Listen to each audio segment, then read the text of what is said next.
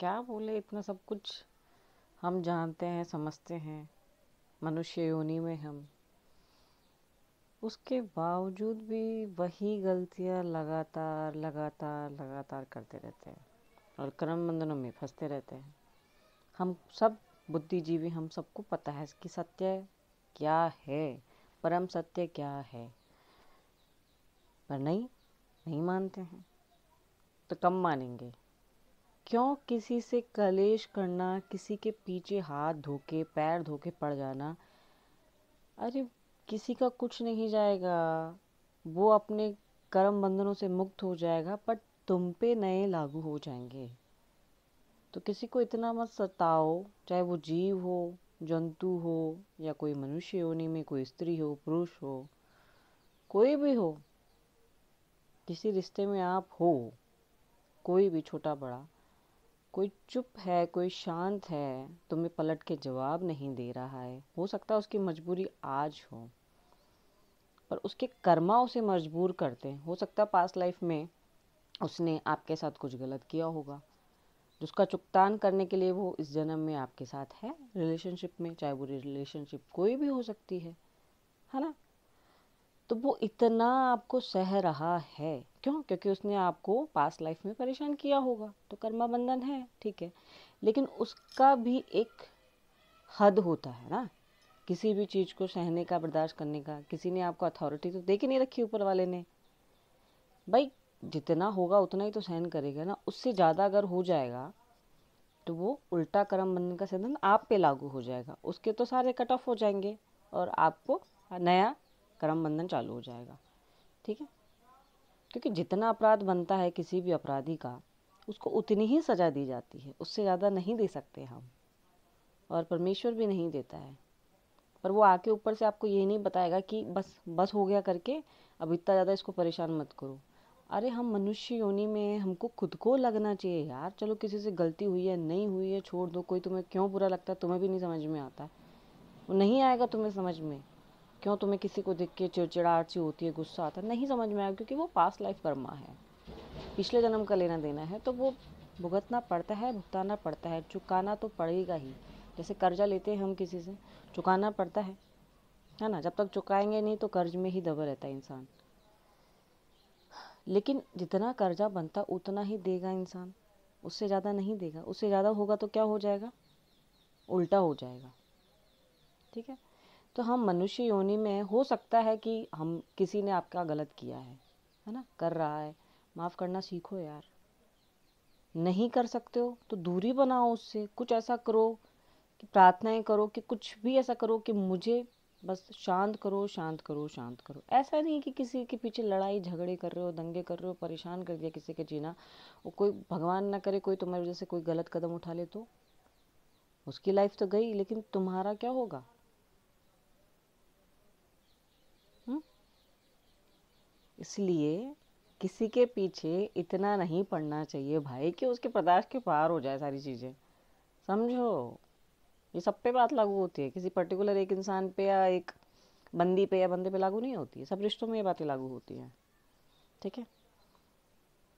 कर्मा बंधन बहुत बड़ी चीज़ है बाबा, इससे कोई नहीं बच सकता, कोई भी नहीं बच सकता। इवन भगवान ने भी अपने आप को मुक्त नहीं किया इन चीज़ों से।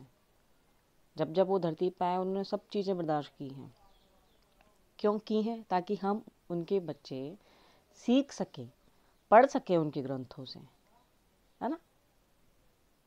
और हम क्या सीखते हैं? ओह, अच्छा इसको इसका बैंड बजा के रखना है, इसने ऐसा कैसे, ऐसे कैसे, ये ऐसे कैसे, ऐसे। अरे छोड़ो, ऐसे कैसे कैसे कैसे क्या, ऊपर वाला सब जानता है ना। उसके ऊपर भी छोड़ दिया करो कुछ चीज़ें, वो जो करेगा वो बेस्ट ही करेगा। हम सब के सोचने की क्षमता जहाँ ख़त्म हो जाती है ना, वहाँ से वो चमत्कार शुरू करता है। तो उस पर ट्रस्ट करो। बाकी तुम्हें कोई अगर टॉर्चर भी कर रहा है, ठीक है, कोई कर रहा है तो करने दो। ये सोच के शांत रहो कि हाँ मैंने इसका कुछ बिगाड़ा किया है तो ये चुकता कर रहा है, बस शांत रहो। लेकिन उतना ही शांत रहो जितना एक हद होती है। अगर सामने वाला कोई आपको जान से ही मारने की कोशिश कर दे तो मैं तो ये कभी नहीं कहूँगी कि भैया जान से मर जाओ, नहीं, विरोध करना चाहिए, लेकिन अगर कोई बिना बात के झलझला रहा है तो कुछ तो भी रीज़न है यार, ऐसा कुछ नहीं होता है। हमसे कोई भी तो लड़ने भिड़ने नहीं लग जाता है ना। बट उतना ही बर्दाश्त कीजिए जितना आप कर सकते हैं। हम उतना ही खाना खाते हैं ना जितना हमको भूख होती है। तो बस वही बात है कि जितना आप झेल सकते हैं प्रार्थनाएं कीजिए, क्षमा प्रार्थनाएं कीजिए, खुद के लिए भी, सामने वाले इंसान को भी क्षमा करना सीखिए। खुद को क्षमा मतलब खुद को क्षमा कीजिए पहले कि हमने क्या कर दिया है, हमें प्रभु क्षमा करे। सामने वाला जो कर रहा है उसे भी क्षमा करे। हमारे नए कर्म बंधन जो है वो फिर से ना बने। हमें इस झंझटों में नहीं फंसना है, ये जन्म मरण के चक्कर में हमें नहीं फंसना है, बिल्कुल भी नहीं फंसना है। जो पहले हो चुका वो हो चुका। लेकिन अब जब हमारी सोल की जागृति हो चुकी है, हमें आत्मज्ञान हो रहा है धीरे धीरे, पूरा नहीं, कुछ भी अगर समझ में आता है तो एक पॉइंट पे अगर समझ में आ गया कि कर्म हमें अच्छे करने हैं। पास्ट लाइफ में हमने क्या कर्म किए हमें नहीं पता है ना। भविष्य में क्या होगा हमें नहीं पता, लेकिन हमारा जो वर्तमान चल रहा है उस पर हमारा पूरा कंट्रोल है। कोई हमें नहीं रोकता है। हम चाहे अच्छा कार्य करें या पूरा काम करें, कोई हमें नहीं रोकता आकर के, कोई देखता भी नहीं है। जो परम सत्ता देखती वो आके हमें कभी नहीं रोकती कि नहीं बेटा ये गलत चीज़ है, ये मत करो। क्योंकि वो अंदर में, और जब भी हम किसी का बुरा करते हैं या कुछ भी ऐसा गलत करते हैं, हमारे अंदर में एक भावना उठती तुरंत में कि यार ये चीज़ ठीक नहीं है, ये चीज़ ठीक नहीं है। लेकिन हम स्वार्थवश क्या है उस चीज़ को इग्नोर करके और वो काम कर डालते हैं। उसका रिजल्ट हमें बाद में मिलता है। आप देखिएगा, नोटिस कीजिएगा, आपने जब जब कभी भी किसी का बुरा किया है ना, चाह करके, अनजाने में नहीं, चाह करके, तो उसका रिजल्ट आपको कभी ना कभी ज़रूर मिलता है और आपको बताया जाता है कि ये आपको क्यों मिला। आपको आप कोई आके बताएगा नहीं, आपको अंदर से फील होता है। वो बंदा या बंदी जो भी आपने कभी भी जिसके साथ गलत किया होता है ना, आपको फील होता है। इस लाइफ की बात कर रही हूँ मैं, पास्ट लाइफ की बात नहीं कर रही हूँ। पास्ट लाइफ का तो ऐसा रहता है कि आपने क्या किया है आपको नहीं ध्यान है, लेकिन कोई बंदा या बंदी आपके लाइफ में ऐसे आते हैं जो आपके इतनी दुर्दशा करते हैं, आप इस जीवन में उसके साथ में बहुत बहुत अच्छे रहते हैं, लेकिन वो नहीं रह पाता। कारण यही होता है, पास्ट लाइफ कर्मास जो हमें भुगतने पड़ते हैं। लेकिन मेरा कहने का मतलब ये है कि जो हमने कर दिया हम उसमें सुधार नहीं कर सकते, लेकिन अभी वर्तमान हमारा हमारे हाथ में है। तो गलत काम मत करो, किसी को कोसो नहीं यार, माफ़ करना सीखो, खुद को माफ़ करो सबसे पहले तो, है ना। और आज तक अगर लाइफ में कुछ भी गलत किया है, हो गई गलतियाँ, माफ़ करो खुद को। बट आगे से ना तो कभी किसी को दुखी करो और खुद को भी दुखी मत करो। ईश्वर ने तुम्हें रोने धोने के लिए ये शरीर नहीं दिया है, ये आत्मा, ये जीव, ये जीवन तुम्हें इसलिए नहीं मिला है कि तुम्हें कोई प्रताड़ित करे, तुम प्रताड़ित होते रहो और खुद को टॉर्चर करो, ऐसा नहीं होता है। तुम अपने सत्कर्म पे कार्य करो, खुद को समझो कि तुम क्या, मतलब क्यों इस जीवन में हो। कोई तुम्हारे साथ गलत काम कर रहा है, क्यों कर रहा है, उसको तकलीफ़ क्या है तुमसे। कभी जब वो शांत रहे उससे बात करने की कोशिश करो। नहीं कर सकते तो प्रार्थनाएं करो, हो सके इतना मेडिटेशन करो। धीरे धीरे हम खुद शांत होने लगते हैं। मेडिटेशन बहुत बहुत शानदार चीज़ होती है मेडिटेशन। पहले तो ध्यान लगता नहीं, क्योंकि हम बहुत अव्यवस्थित सा जीवन जीते हैं, विचारों में खोए रहते हैं और बहुत उठापटक चलती रहती है हमारे जीवन में, तो लगता ही नहीं है ध्यान। लेकिन जब एक बार ध्यान लग जाता है तो किसी और चीज़ में फिर ध्यान नहीं लगता, चाहे फिर बाहर कुछ भी होता रहे, हम भीतर से शांत शांत और शांत होते चले जाते हैं। ठीक है, तो यही जीवन है। तो सब कुछ लेके चलना है, क्योंकि हम मनुष्य योनि में, हम ऐसे भी नहीं हैं कि हम वैरागी हो जाएं सब कुछ छोड़ के और सब चले जाएं, से तो सारी दुनिया ही फिर हिमालय पर चली जाएगी ना। गृहस्थ में है या किसी भी रिश्ते में है, समझिए जितना आप समझ सकते हैं, बर्दाश्त कीजिए जितना आप कर सकते हैं, और क्षमा याचनाएं कीजिए।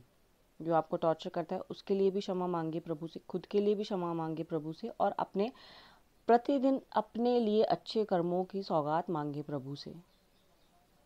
बस वही सब कुछ कर सकता है। अपने कर्मों की माफ़िया मांगिए, अपने कर्मों की माफ़िया मांगिए बस, और शांत रहने का प्रयास करें।